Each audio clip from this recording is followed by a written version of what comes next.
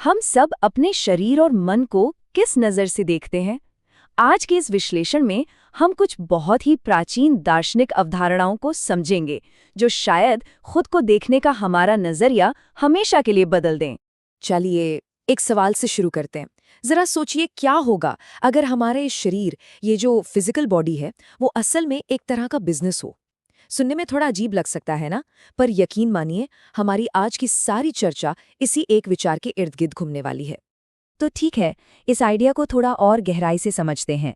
हम शुरुआत करेंगे अपने अनुभव के सबसे ठोस हिस्से से, यानी हमारे भौतिक शरीर से। चलिए कल्पना करते हैं कि ये एक दुकान की तरह है। प्राचीन दर्शन के हिसाब से हमारा ये जो स्थूल शरीर है, ये 5 तत्वों से बना है। लेकिन इससे भी ज्यादा जरूरी बात यह है कि इसका जो भी रूप, रंग और आकार है, वो हमारे ही पिछले कर्मों से तय होता है।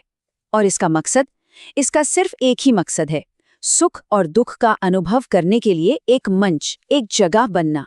यहाँ एक बहुत ही कमाल का शब्द इस्तेमाल होता है, भोग आयतनम। इसका मतलब है अनुभव का आश्रय। ये एक बहुत गहरा रूपक है। मतलब हमारा शरीर सिर्फ हाड़ मांस का ढांचा नहीं है, ये वो जगह है, वो ठिकाना है जहाँ जिंदगी के सारे अनुभव घटित होते हैं। तो अगर शरीर एक दुकान है, तो हमारी इंद्रियां क्या हुई? वो हुई उस दुकान का काउंटर। वो लगातार बाहर की दुनिया से जानकारी अंदर ला रही हैं और हमारी प्रतिक्रियाएं बाहर भेज रही हैं। ये एक तरह का लेन देन है जो हर पल लगातार चलता रहता है। हम हर दिन दुनिया के साथ सौदे कर रहे हैं। इनमें से कुछ लेन देन अच्छे होते हैं जो हमें फायदा पहुंचाते हैं, और कुछ बुरे जिनसे हमें नुकसान होता है। और हाँ, इन सारे लेन देनों में एक करेंसी, एक मुद्रा भी चलती है। ये कोई भौतिक धन नहीं है, बल्कि कुछ और ही है, जिसे हम कर्म कह सकते हैं। आइए देखते हैं कि ये काम कैसे करता है। तो कर्म की ये जो मुद्रा है, ये 2 तरह की है। जब हम अच्छे काम करते हैं तो हम पुण्य कमाते हैं, जो कि एक तरह का आध्यात्मिक मुनाफा है। और वहीं दूसरी तरफ जब हम बुरे या अशुद्ध काम करते हैं तो हम पाप कमाते हैं, जो एक आध्यात्मिक घाटा है, भले ही हमें उस काम से दुनियावी तौर पर कितना भी फायदा क्यों न हुआ हो। और यहाँ एक बहुत बहुत जरूरी बात सामने आती है। प्राचीन ग्रंथों के मुताबिक सिर्फ इंसान के जन्म में ही हमें ये पुण्य और पाप वाली कर्म मुद्रा कमाने का मौका मिलता है। बाकी किसी भी जन्म में हम सिर्फ अपने पुराने कर्मों का फल भोगते हैं, कोई नई करेंसी नहीं कमा सकते। यही बात मानव जीवन को एक बहुत ही कीमती मौका बनाती है। चलिए अब इस दुकान से थोड़ा अंदर चलते हैं, उस चीज की तरफ जो इन सारे लेन देनों को चला रही है। अब हम भौतिक शरीर से आगे बढ़कर मन और इंद्रियों की आंतरिक दुनिया में कदम रख रहे हैं। इसे कहा जाता है सूक्ष्म शरीर। ये 17 हिस्सों का एक बहुत ही जटिल सिस्टम है, जिसमें हमारे 5 प्राण, हमारा मन, हमारी बुद्धि और हमारी 10 इंद्रियां शामिल हैं। असल में अनुभव का असली उपकरण यही है। और ये हमें एक और महत्वपूर्ण वाक्यांश की ओर ले जाता है, भोग साधनम, जिसका मतलब है अनुभव का उपकरण। ध्यान दीजिए, ये अनुभव के आश्रय से कितना अलग है। शरीर वो जगह है, लेकिन मन वो उपकरण है, वो औजार है जिसे हम उस जगह के अंदर इस्तेमाल करते हैं। इस विचार को समझने के लिए एक बहुत ही शानदार उदाहरण है। जरा अपने मन को एक पेन की तरह सोचिए।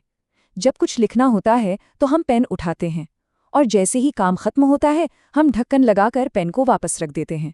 मन का इस्तेमाल भी ठीक इसी तरह होना चाहिए, सिर्फ एक खास काम के लिए, एक उपकरण के तौर पर। लेकिन सवाल ये है कि क्या हम सच में अपने मन को एक उपकरण की तरह इस्तेमाल करते हैं?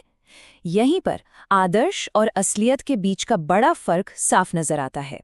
तो देखिए, होना तो ये चाहिए था कि मन सिर्फ एक उपकरण की तरह इस्तेमाल होता, सिर्फ उस काम के लिए जो अभी सामने है। ऐसा करने से लगाव से बचते और मन शांत रहता। लेकिन असलियत में हम क्या करते हैं? हम या तो बीते हुए कल की बातों में उलझे रहते हैं, या आने वाले कल की इच्छाओं की चिंता करते हैं, और अपने विचारों से खुद को इतना ज्यादा जोड़ लेते हैं कि लगता है हम ही वो विचार हैं।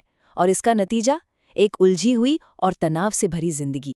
तो फिर ये दुकान यानी हमारा शरीर और ये उपकरण यानी हमारा मन, ये दोनों मिलकर काम कैसे करते हैं?